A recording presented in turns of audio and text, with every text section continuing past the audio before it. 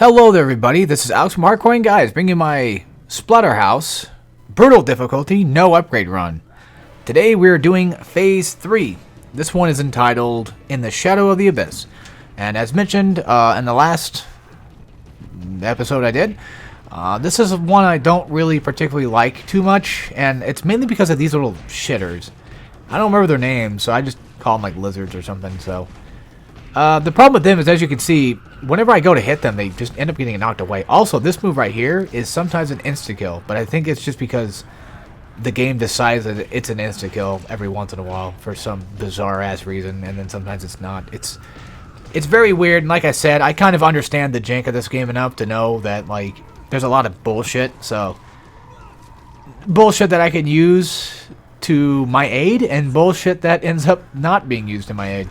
So... these little fucks, I'm just trying to, like, get them into a corner and then just plow them down the best I can. Also, this execution move right here just, for some strange reason, just takes a little bit longer than you'd think it should to kill them.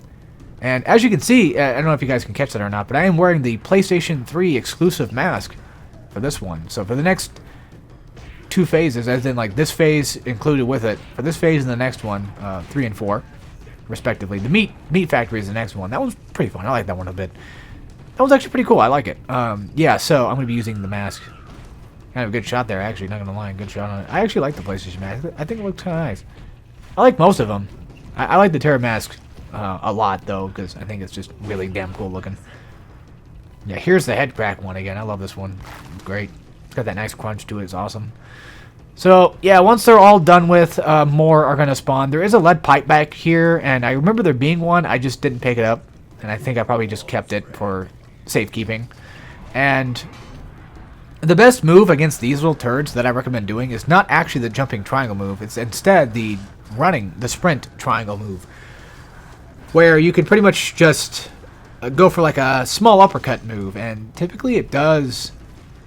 for what it's worth, it does get a kill. It usually does insta-kill, but sometimes it doesn't too, and that's just the jank with it. Same thing with the jumping triangle move is that if you were to hit them from a specific distance, you could still do like enough damage, or at least some damage to do like quite a bit of damage on them, and then potentially not break the weapon much faster. At least I think that's true. That could be wrong. I don't know, but... I've never, like, completely tested out that theory, but I feel like if you were to attack them from, like, a smaller distance but still hitting them, it wouldn't break the weapon as fast. Because I feel like the closer you are with the weapon, I feel like it breaks faster. But then again, maybe it does. Maybe it is based on how close you are. Maybe you do more damage if you're up close. I've never... yeah, I say, like, I know this game pretty well, but then I talk about, like, not knowing weapons and stuff very well, but, I kind of know that distance has some effect to some extent. Sorry, excuse me. I'm getting on my nerves there.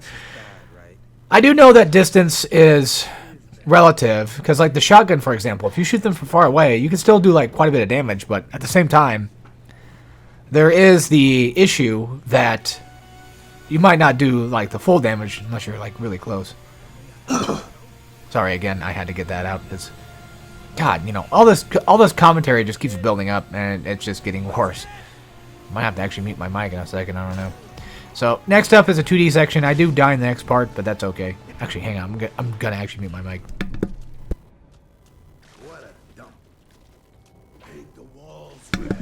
Okay, there we go. I think I'm having troubles with this because like I don't have anything to drink over here, so I've just been doing commentary back and forth, went from one to another. Mute. Mic should not be muted, I don't think. Okay, we're good. Alright, we're good. Okay.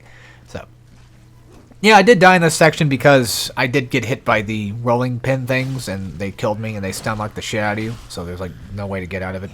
Once you get hit, you're pretty much fucked, so just be careful of that. And watch out for these pipes, too, these ones that have, like, opened, you know, water leaking out of it, and then eventually, like, some weird blood shit. I don't know what it is that's coming out. It's something. But, yeah, watch out for these. Because if you're not careful enough, you can get stun locked. They could push you back into another one, and they could just kill you. Yes, getting hit by one doesn't immediately mean that you're going to die for good. It just means that there's a chance that you could potentially die. This is completely out of random, but I've just been in the mood to play Crash of the Titans for some reason. I have no idea why. Like the console one. Also, enemies in this area are actually less tanky to make up for the fact that you're in a 2D section. So, fun stuff. You know, the mid-sized enemies die in one hit, and then for a weapon, and then they take 3 hits with normal punches. Meanwhile, like the golems die in like 1 hit with a punch and whatever else. So it's just kind of for show, just be fun and have a 2D section to play with, which I do like how they actually added these. These are pretty fun. Yeah, I like them a lot. The platforming in this game is not great by any means, but you know, it's okay. So yeah, that's over with that. And this is also the chapter that I think appears the Igus for the first time, and those are the enemies that turn the other little enemies invincible, and I think he or it is going to show up soon. Don't remember how soon. And of course, now we have another, you know, game night with the family, and we got to throw, of course, you know, them into the spikes, knock both down, and I'm just cleaning up anybody that gets in my way because, you know, they're just annoying. Also, grabbing the Terranoids is a bit annoying too, because sometimes they have this thing where you just can't grab them for some reason. And there's also that too, where sometimes you try to throw an enemy into a spike, it doesn't work. That's why you kind of have to be, for the most part, as linear toward that spike as you possibly can. So that way you can, you know, nail them down pretty well.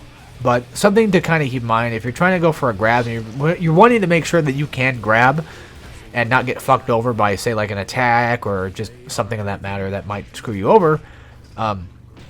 The way I go about doing it is I use just like a normal regular square punch to put them in a position where they, you know, they get hit, and they're not they're kind of like stunned-ish, but not fully stunned.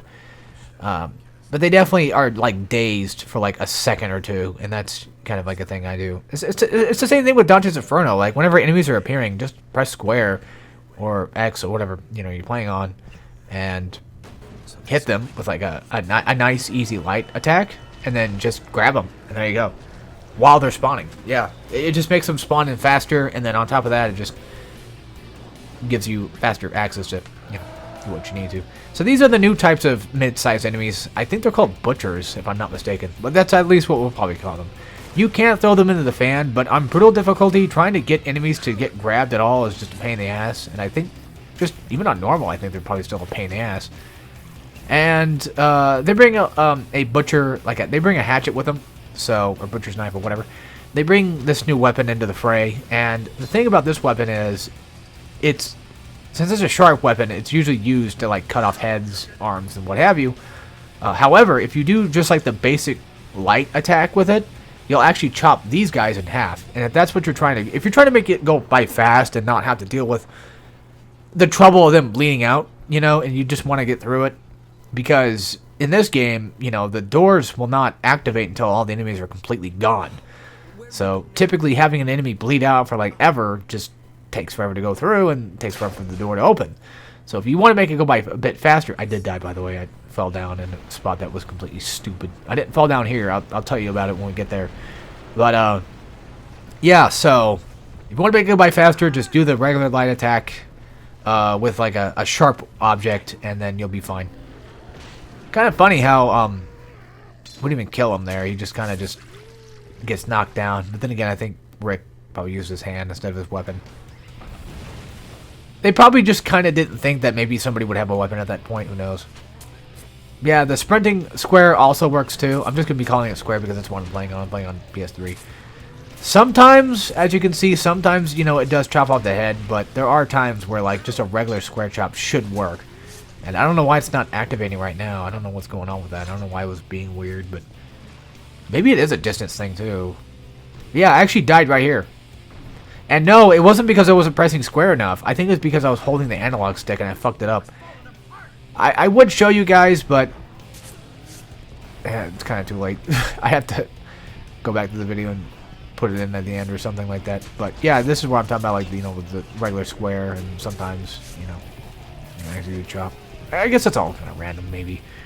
I don't know, it just feels like, you know, it works that way. But yeah, I pretty much was holding, like, the analog stick or whatever, and then Rick moves downward and then completely misses the hole, and I died because of it. And I was kind of pissed off. I had to go back through all that crap. So, oh yeah, don't let the wooden plank trick you there, because like it looks like it was a platform you're supposed to stand on, but it really isn't. And they're dicks like that. And like I said, platforming in this game is a bit wonky, but there are ways around it. There are ways around it. So in those 2D sections I want to talk about real quick, it's especially worse there. And what happens is sometimes you might have a hard time trying to make your jump, and you'll probably see it. I don't know if it happened in that other chapter or not. I think it definitely happens later. There are spots where I kind of was going to eventually miss the jump, but then I just kept mashing jump, and then I get out of it. Like, I'm about to fall off, but like you're on like that small slope of that platform. If you just keep jumping, and you keep jumping toward the direction you want to go to, then you could potentially make yourself back onto that ledge and make it onto that jump. And that's just one of the few weird, janky things that kind of works to your advantage whenever the game tries to fuck you for making a shitty jump, I guess, that they consider as shitty, which the platforming is just shitty, so I don't know what to tell you. Love the game, though, but, you know, the platforming it needs some work, man. Yeah, and another little janky thing to kind of talk about is you have to have a running jump to make most of these platforms. So make sure that if you're in the 2D sections, you're doing a running start and not just, you know, flat jumping, because it could kill you sometimes. It makes sense. I guess I probably wouldn't call that jank. I think it's just probably logical. Like, you're not going to make a jump from a flat jump, so you're going to have to, you know, do that. Also, the reason why I'm just letting these guys bleed out is I'm pretty much just trying to go for their heads. I'm trying to get them to let go of their heads so I can just use that as a weapon to get a free kill and try to save this, you know, machete or whatever. I think it's a machete. I'm not good with weapons anymore, I guess. My brain don't work as well as it used to. And yeah, so I'm pretty much just trying to like go for head chops and trying to save the weapon as long as I possibly can. Try to save its health. Because that's something that, you know, no upgrade run kind of does to a man, is you pretty much have to prioritize and like mini manage certain things in the game to make sure that everything's good to go. Also, if you wanted to do it, you don't have to, but if you use a weapon, usually like a sharp weapon, I think it only works with sharp weapons, on an enemy that's invincible, you will actually do that.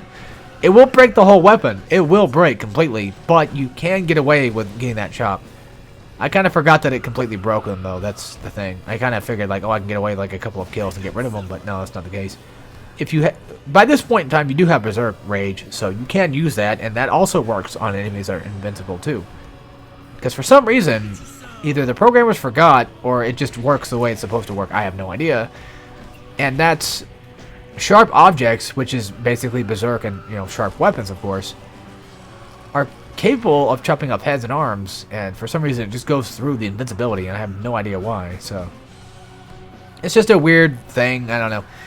I guess these are like the worst enemies. Luckily they're not incredibly tanky, but they're just some of the worst fucking things to fight, mainly because, you know, kind of like with the Tyrannoid Kings, they give the enemies like some type of buff, and of course these guys get invincibility, pure invincibility, and that's just irritating as shit.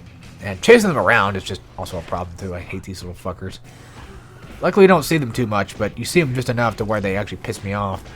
But yeah, the Tyrannoid guy, the big Tyrannoid guys actually give enemies an increased, I think, attack and maybe possibly defense. I don't know.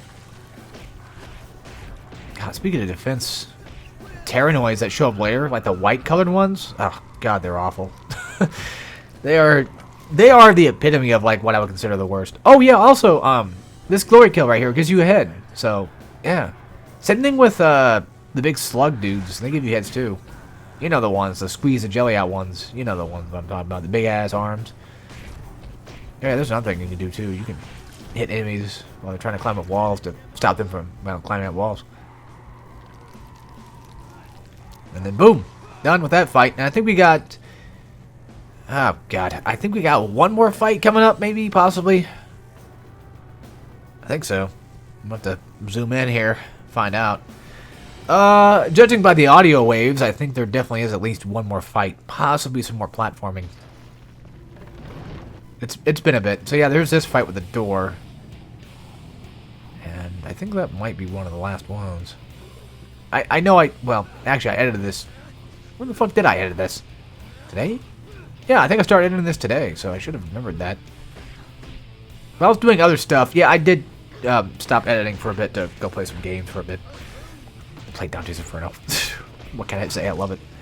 It's such a good game, guys. It's such a good game. It's worth it, I promise. So is Splatterhouse. Splatterhouse is worth it. If you ever find a copy of Splatterhouse that's really cheap and you're interested, take it. It's got more value than what it actually seems like it does.